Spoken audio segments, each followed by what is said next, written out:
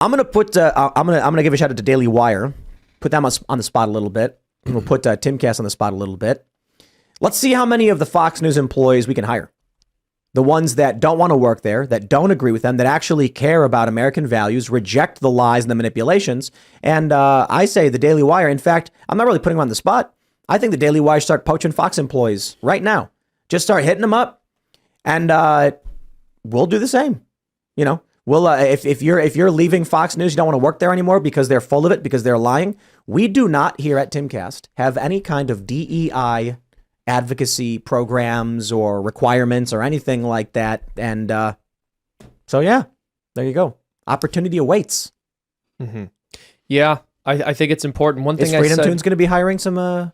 Look, I mean, if artists want to reach out to us who are making animation that's decent and who we could bring onto our team, yeah, we're expanding. So hit me up. If you're like an artist, if you're a cartoonist who's qualified to animate, please send us a message. And also, if you're someone who wants to support the team that we have, who are artists creating non-woke content, creating conservative content, please become a member at freedomtunes.com. It helps us to keep everybody employed.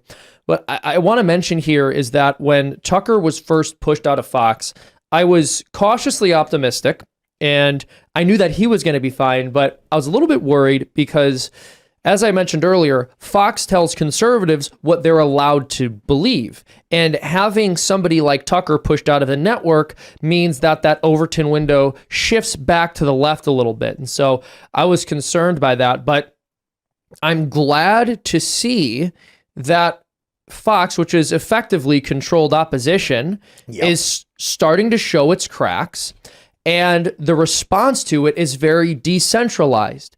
If you didn't like what the mainstream media was saying, for a very long time, Fox was your only option, at least for visual media, if that's how you were consuming news. Nowadays, you have so many different options. It's wonderful. There are so many different podcasters and journalists online who are delivering information to the people from their own angle, whether they're just not far left, whether they're a more traditional liberal, a conservative, someone who's further to the right. You have a lot of different people who are not all under one umbrella giving us information that we never would have had if it was just up to Fox. I got an idea. Here's what we at Timcast will do. We will make mandatory employee training. Yes.